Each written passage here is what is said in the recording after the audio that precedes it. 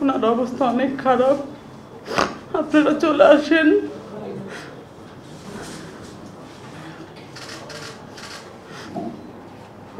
মিরপুর 10 নম্বর ওনার গুলিটা লাগে। মিরপুর আপনার আল হেলালে ওনাকে নেওয়া হয়েছে। ওনার অনেক ব্লিডিং হচ্ছে।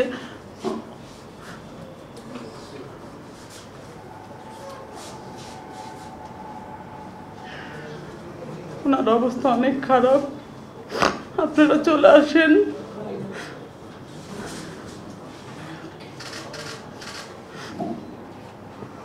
আমার 2 বাচ্চার সাথে নিয়ে আমি বের হয়েছি। রাস্তায় একটা রিক্সা নেই। আমি একটা রিক্সাওয়ালাকে অনেক হাতে পায়ে ধরে বলছি যে আমাকে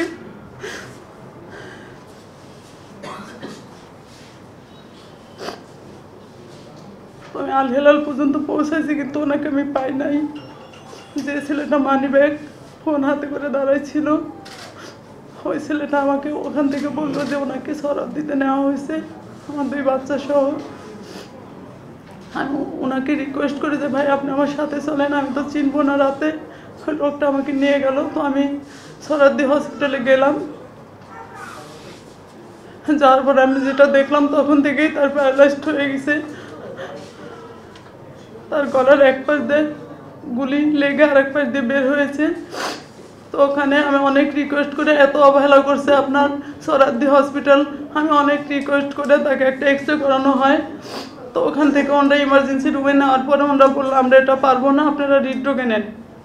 তো আমরা তখন রাত 12টা বাজে, তখন তাকে হৃদরোগে নিয়ে গেলাম। হৃদরোগে নেওয়ার পরে এত আপনার অবহেলা হৃদরোগ হসপিটালে, আমি ডাক্তার নার্স ওনাদের হাতে পায়ে ধরছি যে আমার হাজব্যান্ডকে ওটির ব্যবস্থা করেন, কিন্তু ওনারা ধীরে ধীরে আমাকে রাত 1টা 2টা বাজায় ফেললো। বললো যে না, ওনাকে আজকে ওটি করবো না। দেখতেই তো পাচ্ছেন অনেক রুগী, অনেক পেশেন্ট। এইভাবে ধীরে ধীরে তার প্যারালাইজড সম্পূর্ণ হয়ে গেল। ওইভাবে ওনারা রাত 12টা থেকে 12:30 1টার দিকে আমাকে বললো যে ওনাকে আইসিইউতে নিতে হবে। তো আপনি কি বলেন? তখন ওনাকে আইসিইউতে নিয়ে গেল আপনার হৃদরোগে হসপিটালে।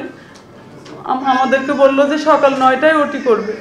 তো আমরা সারা রাতি ওখানে ওইভাবে আমার 2 বাচ্চা সহ, আমার শ্বশুর, আমার ভাসুর, এরা সবাই আমরা বসে আছি।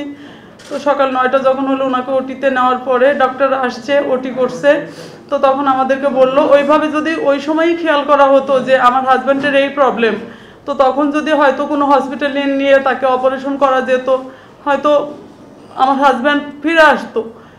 তো ওনারা যখন 12:30টা বাজে তখন ওটি থেকে বের হয়ে আমাদেরকে বললো যে এটা আমরা পারবো না, নিউরোসায়েন্স হসপিটালে নিতে হবে। তখন আমরা তাকে ওখানে নিয়ে আসলাম 12:30 1টার দিকে, শুক্রবার ছিল। তো ওখান থেকে আমাদের বললে এমআরআই করতে হবে। ওখান থেকে আমরা ওই পপুলার এমআরআইয়ের জন্য তাকে আবার অ্যাম্বুলেন্সে করে নিয়ে আসলাম। এমআরআই রিপোর্ট দেখে পরের দিন ডক্টর আর কি, শুক্রবার ছিল, বলল যে আমার হাজব্যান্ডের স্পাইনাল কর্ড যেটা, ওটা আপনার থ্যাতলাইছে। প্রথম এমআরআইতে আসলো যে স্পাইনাল কর্ডটা মানে থ্যাতলানো হয়েছে। তো ওইভাবেই ওনারা ভর্তি করার পরে আপনার শুক্রবার সারাদিন থাকার পরে শনিবারে ওনারা সিটি স্ক্যান করবে। বা তখন তার অনেকটাই শ্বাসকষ্ট হলো। তো ওইভাবে অক্সিজেন দিয়ে রাখার পরে রাত 3টার দিকে, শনিবারে রাত 3টার দিকে অনেক খারাপ অবস্থা, তখন তাকে আপনার আইসিইউতে নেওয়া হলো। তো দীর্ঘ সময় আসলে চলে যাওয়ার কারণে আমার হাজব্যান্ডের চিকিৎসার ব্যয় বহন করতে গিয়ে আহতদের অনেককে ঋণ করতে হয়েছে। এমনকি গরিব পরিবার জীবন বাঁচাতে নিজেদের শিশু সন্তান পর্যন্ত বিক্রি করেছেন, যা আমরা গণমাধ্যমে দেখেছি। আহত রিক্সা চালকরা রিক্সা বিক্রি করে দিয়েছেন। গয়নাসহ যার যা কিছু অবশিষ্ট আছে তা বিক্রি করে চিকিৎসার খরচ জোগানোর চেষ্টা করছেন। অনেক আহত রোগী অভিযোগ করেছেন সময়মতো ড্রেসিং ও অন্যান্য জরুরি পরিচর্যার অভাবে, হাসপাতালের অনিয়ম, অব্যবস্থাপনা, হাসপাতালগুলোতে অপরিচ্ছন্নতা ও সেবা প্রদানে অবহেলার কারণে অনেকের শারীরিক পরিস্থিতির অবনতি হয়েছে। রোগীদের স্বজনদের অভিযোগ এসব কারণে ইনফেকশনের মাত্রা বেড়েছে। আহত ব্যক্তিদের যেসব স্বজনেরা এসব অনিয়ম, অবহেলা, অব্যবস্থাপনার বিরুদ্ধে কথা বলেছেন, সোচ্চার হয়েছেন, তাদের আলাদাভাবে চিহ্নিত করে দ্রুত ছাড়পত্র দিয়ে দেওয়া হয়েছে বলেও আমরা অভিযোগ পেয়েছি। হাসপাতাল থেকে রোগীদের যেসব খাবার সরবরাহ করা হচ্ছে তা অত্যন্ত নিম্নমানের এবং খাওয়ার অনুপযোগী বলে রোগীরা অভিযোগ করেছেন। এছাড়া একজন রোগীর সঙ্গে অন্তত 2 জন মানুষকে দিন রাত হাসপাতালে দৌড়ঝাঁপ করতে হয়, ফলে রোগী ও স্বজনদের বাইরে থেকে তাদের খাবার কিনে খেতে হচ্ছে। এই অবস্থায় হাসপাতালের আশেপাশের খাবারের দোকানগুলো থেকে তুলনামূলক বেশি দামে খাবার কিনতে হচ্ছে তাদের। সাধারণভাবে চিকিৎসা খাতে অনিয়ম, দুর্নীতি ও অব্যবস্থাপনার কারণে চিকিৎসার ব্যয় আমাদের দেশে অনেক বেশি। জুলাই গণ অভ্যুত্থানে আহত ব্যক্তিদের সকল চিকিৎসার ব্যয়ভার সরকার বহন করবে, এই ঘোষণার পরও কিছু কিছু হাসপাতালে তা মানা হয়নি বলে আমরা অভিযোগ পেয়েছি। এ ঘোষণার পর অনেক রোগীকে তাড়াহুড়ো করে ডিসচার্জ করার অভিযোগও পেয়েছি। সরকারি হাসপাতালে মেশিন নষ্ট, টেকনিশিয়ান নাই ইত্যাদি কারণে কিংবা বিনামূল্যে সরবরাহ করার কথা যে ওষুধ সেটাও সরকারের স্টকে থাকে না। এসব কারণে ওষুধ, চিকিৎসার সরঞ্জাম অনেক রোগীর পরিবারকে বাইরে থেকে কিনতে হয়েছে। সিটি স্ক্যান, এমআরআই এর মতো ব্যয়বহুল টেস্ট বেসরকারিভাবে নিজ খরচে করতে হয়েছে। National institute of neuroscience and hospital থেকে আমরা জানতে পেরেছি যে ওষুধ তাদের সমাজসেবা অধিদপ্তর থেকে সংগ্রহ করতে হচ্ছে এবং সেখানে ওষুধ সংগ্রহ প্রক্রিয়াটি অত্যন্ত হয়রানিমূলক। সব মিলিয়ে এই পর্যন্ত অনেকের মোটা অঙ্কের অর্থ ব্যয় হয়েছে। সরকারি হাসপাতালে সিট না পাওয়ায় কিংবা রোগীর অবস্থা গুরুতর হওয়ার কারণে যাদের বেসরকারি হাসপাতালে ভর্তি করতে হয়েছে তাদের বড় অঙ্কের বিল ধরিয়ে দেওয়া হয়েছে বলে অভিযোগ উঠছে। সরকার ক্ষমতায় এসছে, তারা ক্ষমতায় আসার পরে প্রথম কাজটি করবেন হচ্ছে আহত যারা আছেন তাদের চিকিৎসা, তাদের সার্বিক দায় দায়িত্ব গ্রহণ করবেন। কিন্তু আমরা যে দেখেছি সেটা হচ্ছে